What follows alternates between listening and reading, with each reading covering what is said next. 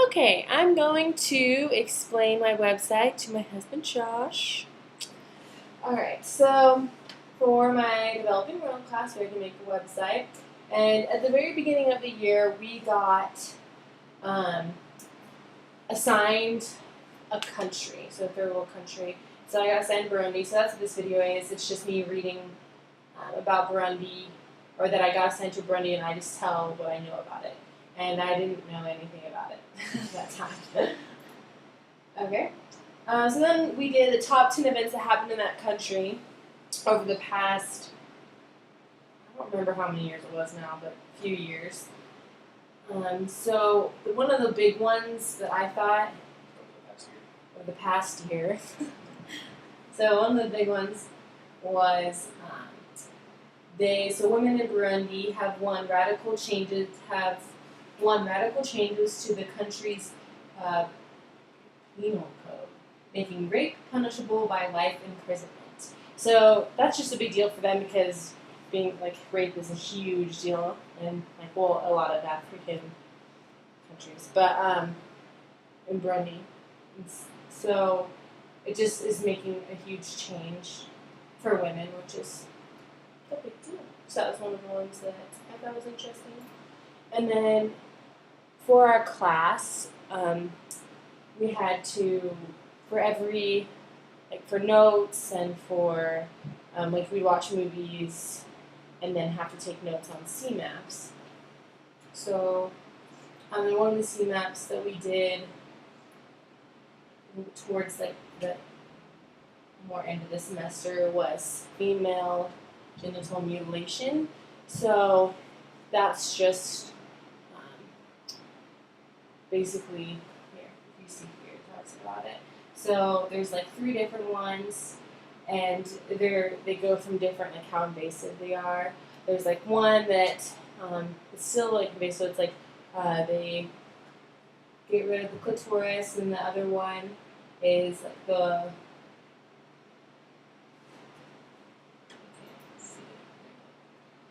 But, so, anyway, there's 3 different ones. Okay.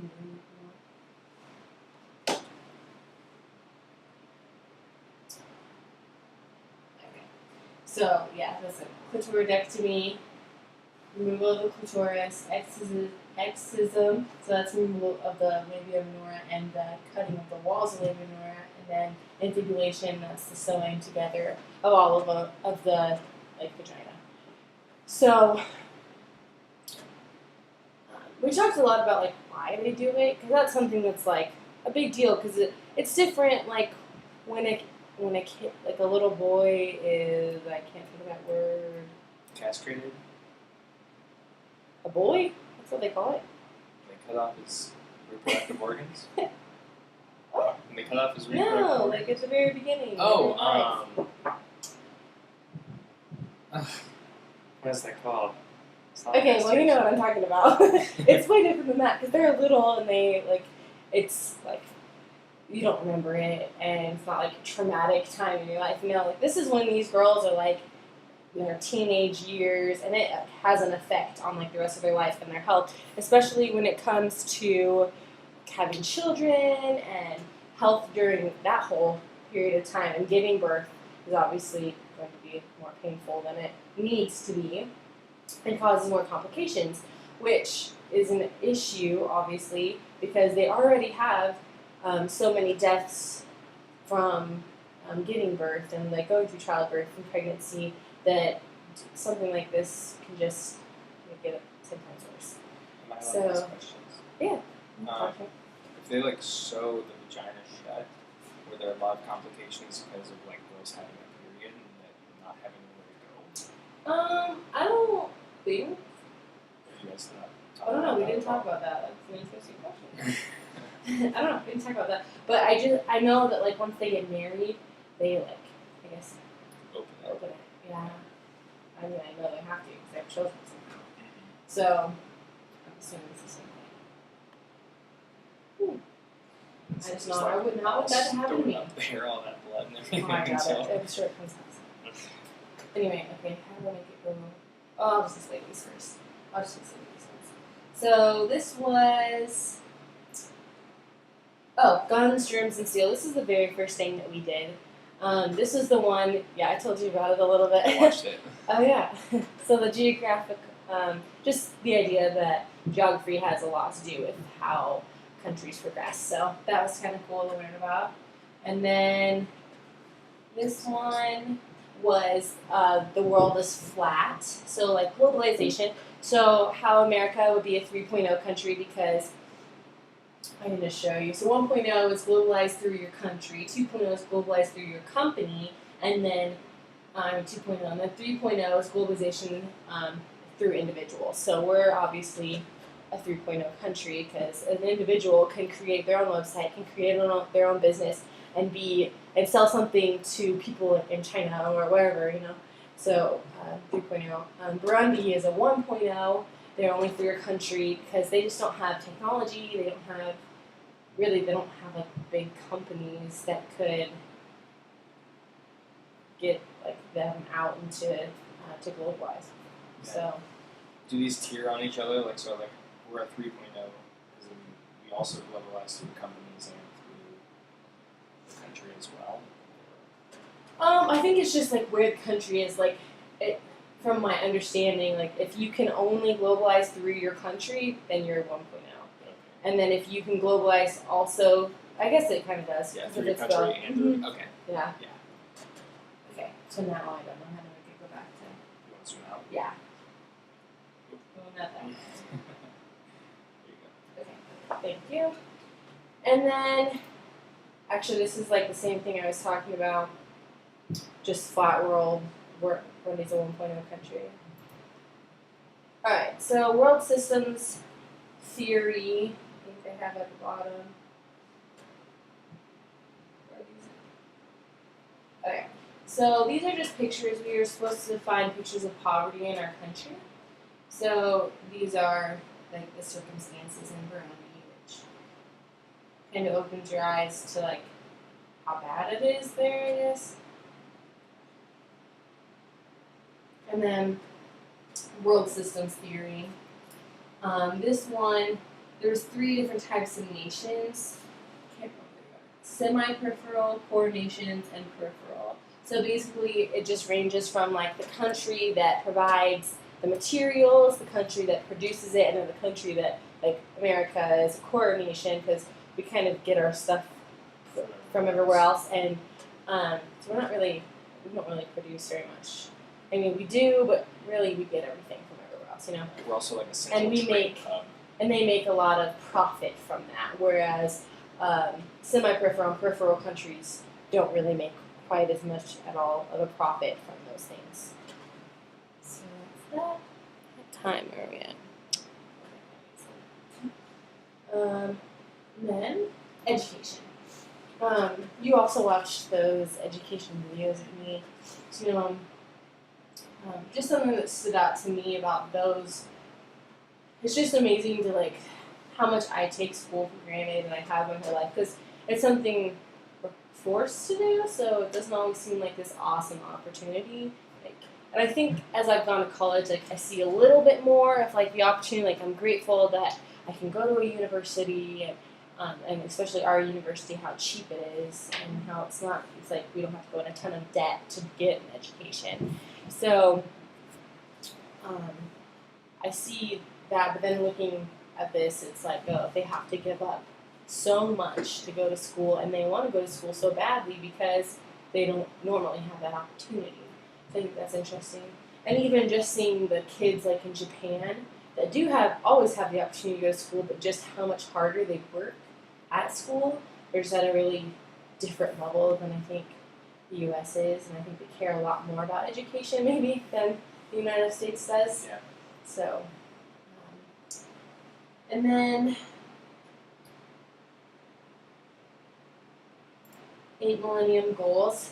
At the beginning of 2000, they said by 2015 that they wanted to get each country to a certain point. So they wanted to try and end poverty. So for my country, that didn't work. They had a major.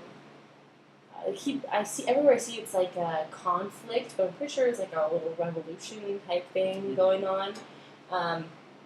but it put them back poverty level 15 years than where they were before. So, and they won't meet a lot of those Millennium Goals because of that. Just because everything kind of bases off of poverty. If you're because there's child mortality rate and maternal health, and if you're malnourished, if you can't afford food, then that's going to cause problems in those two areas, and it does cause problems in those two areas. So, going on. When they set the Millennium Goals, did like the UN, was that by the UN? Did they set some sort of like plan to help countries that were struggling like this? Yeah, they did. They also have global partners, so people that help them. And so Burundi's has tried. There's only so much really I think that they could do with all the stuff that was going on. But so they put like a healthcare. They have some healthcare, but it's mostly like the major city there. So there's still like 17.4% of all Burundians that don't have any type of healthcare. So that obviously causes a problem, especially for, I think it's kind of unfair since we're in a day and age like where that's easily for us available. So it should be available for everyone, at least in my mind, because we have that knowledge. So that 17% doesn't have any access to medical care at all? Yeah, there's no access to it. They'd have to travel too far. So if something were to happen to you, you'd probably die before you got there. Gotcha. We have like 3 doctor's offices across the street. Exactly, yeah. So it's pretty unfair.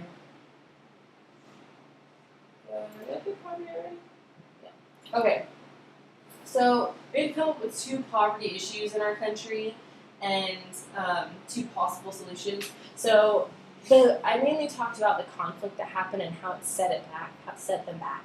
And I just talked about how it's been really hard for people to get jobs again and for agriculture to build up for food. And so I just talked about how I think the government should try and invest in the people, so paying farmers to produce crops. Because I think that a lot of the problem is they just aren't receiving enough to keep going. So maybe if they got paid enough to be able to do that, and then that can create more jobs for people, and it just helps the economy. Yeah. So that was one of my solutions that I had. Is the country pretty much out of money because of the conflict as well? I'm not 100% sure about that, but that is a factor too. I'm sure, probably. So probably can't afford to I'm spend sure as a lot much. about that. I'm playing devil's advocate here. Moving on.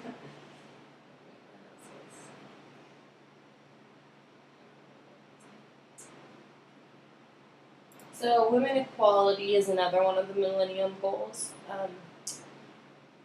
I guess I never realized until this class like how important women being educated is, but it really plays like an entire role just in the family with having an educated woman, because I feel like they feel like they have control over their lives, like they can do something with it.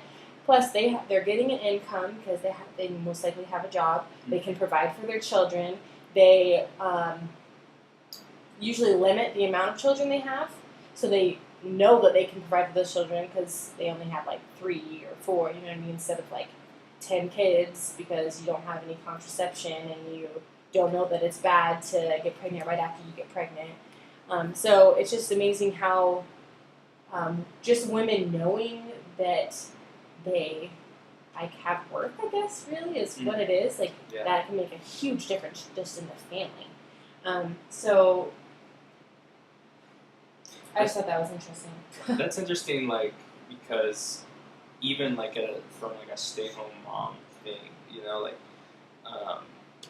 because I remember watching some of those videos and people are like, well, why do they need to be educated? They're not going to have a job or anything. They're just going to be at home with the kids. But it's really interesting to see how, like, even just being educated, in the home helps society grow. Yeah. So that's cool. It's probably why the prophet tells even the sisters to go and get a college education and stuff. Mm-hmm. So that's cool. Yeah. So, and then maternal health. I talked to you a little bit about this earlier, but there's a lot of issues with like not understanding why contraception is like important. But like after you have a baby, there's 2 months time. I think it's 2 months, where you shouldn't like be having sex or anything, and if you get, and then these women are like getting pregnant in that time, so it doesn't give their bodies like time to heal and to like get back to a normal state before they're getting pregnant again. And so it's causing major problems within their pregnancies, within their like when they give birth, and it drops a lot of women's iron, so that a lot of women become anemic, but they don't eat enough iron in their diet, so it just gets worse and worse and worse, and they can die in childbirth. And so a solution that I said was to try and try and get more health centers, so that 17% can have somewhere to go if they have issues. And then also make contraception available, because I think that's a huge problem. They don't really have anywhere to get that. Yeah. And then they don't understand that it's an issue if they get pregnant right away, or that it's important to breastfeed because that's a way, that is a form of birth control. It's hard to get pregnant when you're breastfeeding. So that would be a solution, I think. And then infant mortality. In Burundi, infant mortality, there's a lot of different things, but and it's like up to the age of 5 in child mortality. But because they're so malnourished and they don't have, that's like a main issue of why children are dying, because they just don't have a diet to sustain themselves. I said something like coming up with some kind of like governmental soup kitchen type thing. Like you said, the government's pretty poor, but even if it was from one of their global partnerships, just so that if they can't afford to eat, then they have somewhere to go, like at least like once a day or something, that they know that their kids can eat. So then that helps that, and it can be like a balanced diet of some sort. And also, they made education for kids that like they have to go now to school. So that was a big breakthrough as well.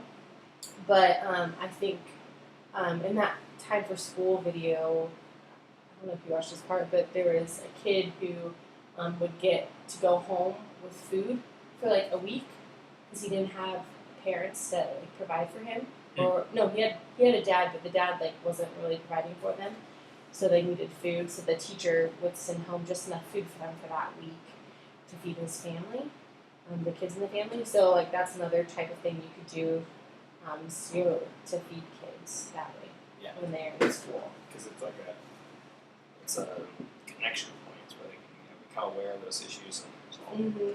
Exactly, and that helps them stay in school, I think, too. Okay. So then another one is HIV and AIDS, which is still a huge part to people dying in Burundi earlier than they're supposed to. And so I think a lot of it is being uneducated. Like they know that it's a bad disease, but I don't know if they know all the ways of like preventing it really, and how important like contraception is, and just goes back to making contraception available and educating them on the problems that just educating on them. Yeah. Does that make sense? Yeah. Yeah. Making them aware of the issue. Exactly. Are do the medical centers there, are they high enough quality that they are aware of that when they do blood transfusions and stuff, or are they spreading it as well? I don't know. I didn't read. I feel like there's very limited articles on it because it's a really tiny country. Yeah. But so I would mostly find like the bigger they're not educated about it, and they don't understand, that kind of a thing. And then there's not very much healthcare available. So those are things that I mostly found.